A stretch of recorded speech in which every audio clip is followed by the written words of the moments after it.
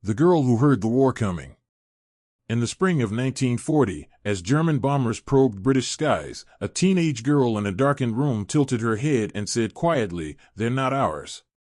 She couldn't see the aircraft, she was legally blind, but she could hear their future. Britain's desperate scramble to build an early warning system had opened an unlikely door. Women like her, whose sharpened hearing could read the air. Classified memos from the Air Ministry, now declassified, reveal a curious recruitment pattern. Women with auditory acuity, including visually impaired, may be suitable for sound location duties.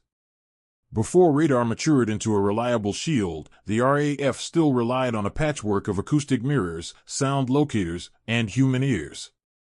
In this fragile gap between technology and annihilation, a niche emerged for civilians, especially women, to serve as living instruments, an experiment born of fear, ingenuity, and the ruthless arithmetic of total war. Before radar ruled the sky. To understand why Britain turned to sound and to women who could hear more, we must step back to the late 1930s. The Tizard Committee had already backed what became chain-home radar, a line of tall steel towers whose pulses could detect incoming aircraft over the channel. Yet early radar had blind spots, low-flying aircraft, inland approaches, technical glitches, and a constant need for trained operators. Documents in the National Archives show that in 1939-40, radar coverage was incomplete, and accuracy varied with weather and maintenance. At the same time, Britain possessed a legacy from World War I, giant concrete acoustic mirrors along the coast and mobile sound locators, rotating ears of metal funnels and horns. These devices, when manned by skilled listeners, could detect engine noise beyond visual range. Radar would soon dominate, but during the critical first year of war, sound location teams still formed a parallel, if increasingly secondary, line of defense. Recruiting ears instead of eyes. With male manpower siphoned to frontline units, the RAF and the Observer Corps began recruiting women in large numbers from 1939 onward. Partially sighted or blind applicants were rare, but they appeared in medical files and training reports, often coded under vague terms like sensory aptitude. One such recruit, let's call her Margaret, a composite built from several archival case histories and memoirs, was a bank clerk's daughter from the Midlands. Scarlet fever at age 9 had left her with severely damaged vision, but acute hearing. A local doctor, noting government pamphlets asking civilians to volunteer for listening duties, recommended her. At a training site in 1940, instructors tested candidates using gramophone records of aircraft engines, Bristol Blenheims, Heinkel He 111s, Junkers Ju 88s. Margaret could identify the difference not just between British and German engines, but between bomber types after just a few listens. Her medical file noted, almost clinically, extraordinary auditory discrimination. The machinery of listening. Margaret's new workplace looked more like a mechanical insect than a scientific instrument. Mobile sound locators, Japanese-like arrays of large trumpets mounted on a pivot, were deployed along threatened coasts and around key industrial zones. Technically simple yet demanding in practice, they amplified distant engine noise and fed it into stethoscope-style earpieces. Operators rotated the apparatus until sound in each ear balanced, then plotted bearing and rough distance by ear. War Office manuals from 1940 describe the method in dry language. Operator will adjust azimuth until maximum intensity attained, record bearing every 30 seconds. But diaries from women in these units paint a different picture: cold winds, cramped huts, and the constant strain of interpreting ambiguous roars in the night. For someone like Margaret, whose world was already defined by sound, the device became an extension of her own body, metal horns widening the reach of ears that had learned to replace eyes. Tactics in the dark, filling radar's blind spots. By the height of the Battle of Britain in mid-1940, the RAF Fighter Command operations rooms were orchestrating air defense as if conducting a symphony, radar plots, Observer Corps visual sightings, and, in certain sectors, acoustic bearings merged on large maps. Declassified Fighter Command summaries show sound location posts used as confirmatory and gap stations when radar returns were weak or ambiguous. For low-flying raiders attempting to duck under radar beams, sound posts could be the first warning. Margaret and her team were trained to give clear, concise reports, estimated aircraft number, engine type if possible, height from sound pitch, direction, and speed changes. Tactically, a reliable sound report could trigger an early scramble of night fighters or alert searchlight batteries to pivot their beams. Technology was central, but not yet sovereign. The human ear remained a critical sensor. The blind girl in the hut was, in practice, one of Fighter Command's many unsung instruments. From bearing lines to bomber briefings. As the Luftwaffe shifted from daylight raids to nocturnal bombing, Britain developed offensive night bombing in return. By 1941, RAF Bomber Command crews flying Wellingtons, then Halifaxes and Lancasters, depended heavily on ground-based information before they ever saw the enemy. Reports from sound location posts, including Margaret Station, were collated with radar and intelligence to brief crews on likely enemy night fighter routes and flak concentrations. An Air Ministry briefing note from early 1941 records correlations between acoustic bearings and subsequent hostile air activity, used to refine bomber routes to and from the Ruhr. Although radar-based GCI, ground-controlled interception, was improving, the acoustic network still contributed to the air picture, especially when atmospheric conditions degraded radar returns. Thus, the girl in the listening hut indirectly shaped bomber tactics. Each carefully logged nocturnal hum of engines fed into statistical maps that planners used to chart safer corridors through a lethal sky. Voices in the headphones, voices in the night. The human element turned those abstract bearings into life-and-death guidance. Monitoring German night fighter movements, Margaret's team relayed information up the chain, where controllers in dimly lit operations rooms redirected friendly aircraft already airborne. Signals logs show hurried, clipped exchanges, hostiles heard north-northwest, low altitude, increasing speed. Over wireless, controllers warned bomber crews to alter course or height. Crews later wrote in debriefing forms of hearing urgent instructions that almost certainly prevented interception, though they rarely knew the source. Meanwhile, in the hut, the experience was deeply personal.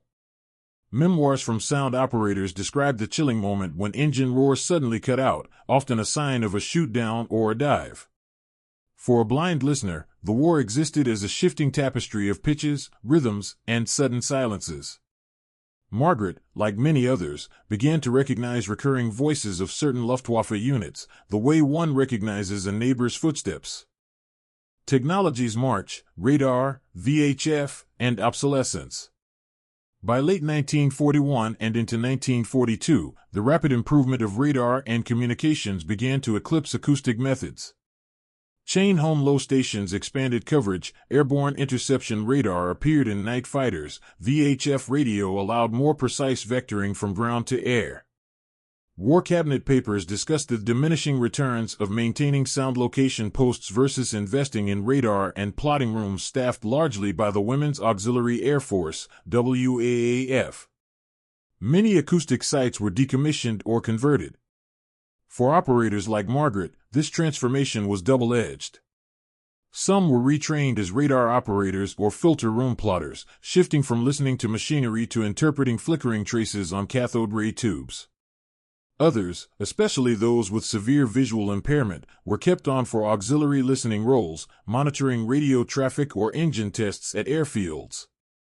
The war's technological tide reduced the strategic importance of their original work, but did not erase the formative role they played in Britain's fragile early war defense. Economic strain and the politics of inclusion. Britain's wartime economy both demanded and constrained the use of disabled civilians. Manpower shortages forced a reconsideration of who could serve. Ministry of Labor files show targeted initiatives from 1940 onward to place handicapped persons into war-related jobs, from munitions to clerical work. Yet prejudice remained. Lower pay scales, limited promotion, and informal resistance from some commanders meant people like Margaret often stayed in marginal roles, even when their performance outstripped that of fully sighted colleagues. Nonetheless, the cost-benefit logic of total war chipped away at barriers. If a blind girl's ears could protect a city, her disability became secondary to her utility. This uneasy inclusion foreshadowed post-war debates on social rights. The same state that had once classified her as invalid now marked her as essential war worker, an administrative shift that changed not only her duties but her understanding of her own worth. The hidden archive, diaries, tapes, and silence.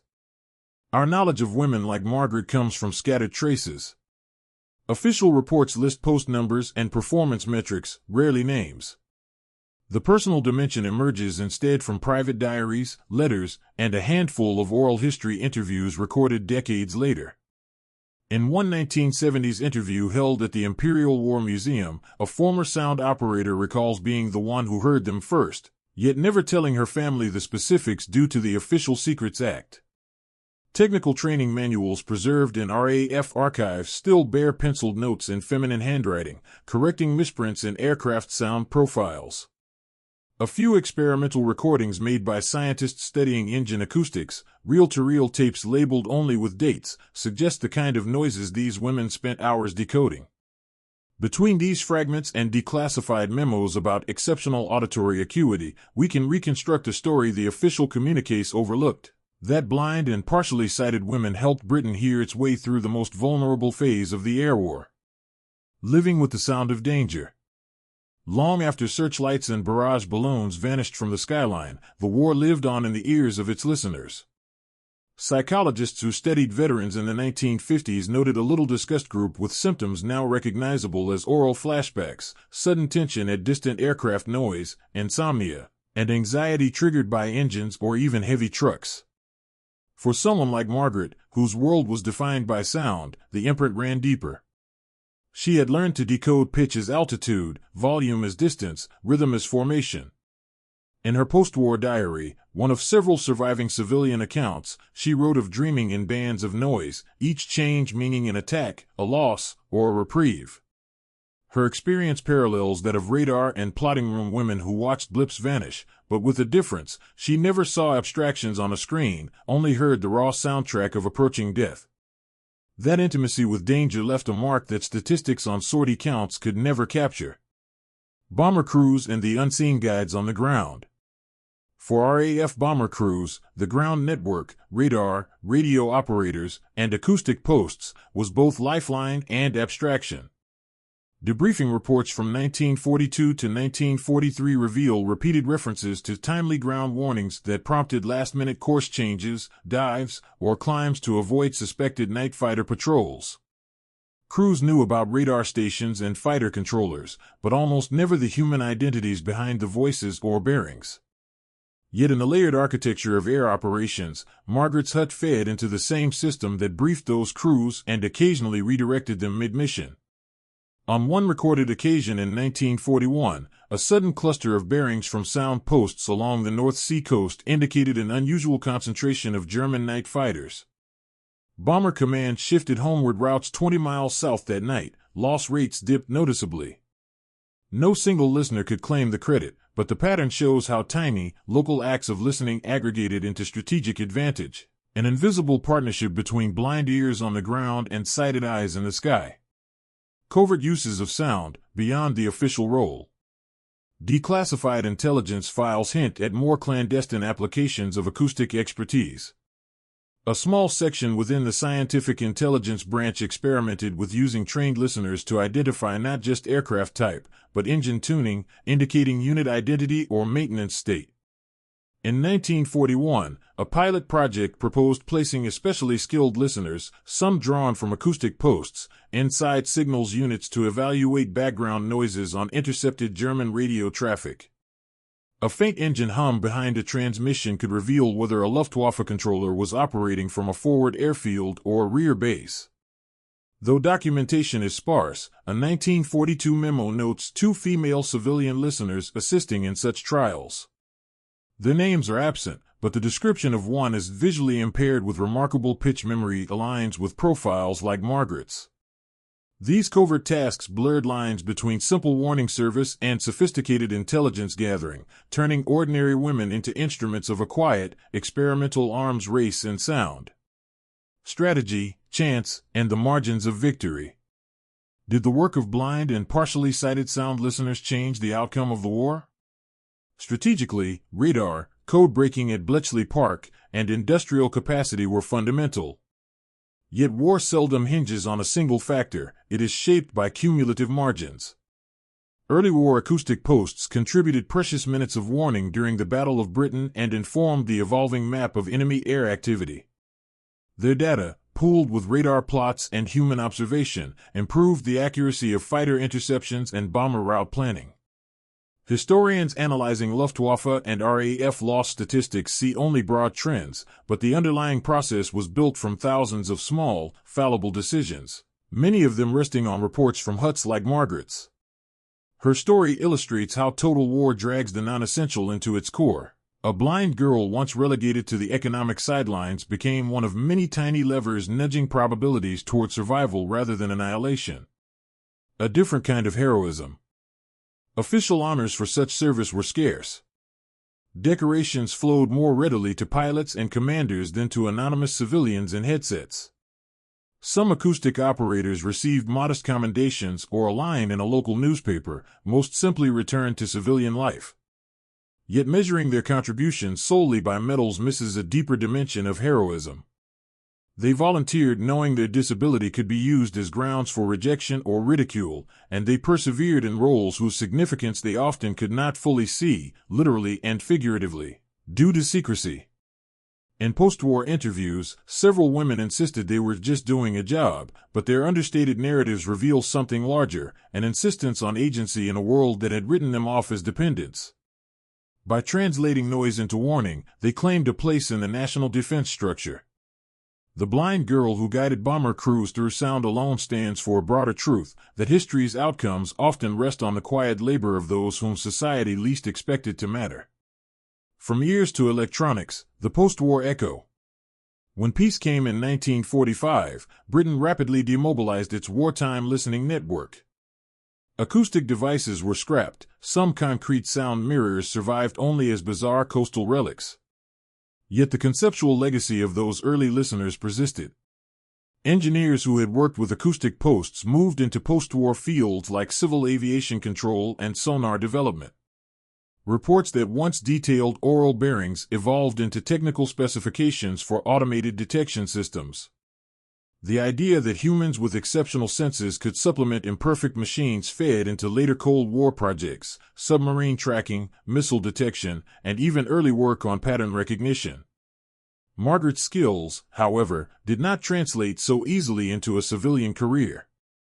Like many wartime women, she was encouraged to make room for returning men.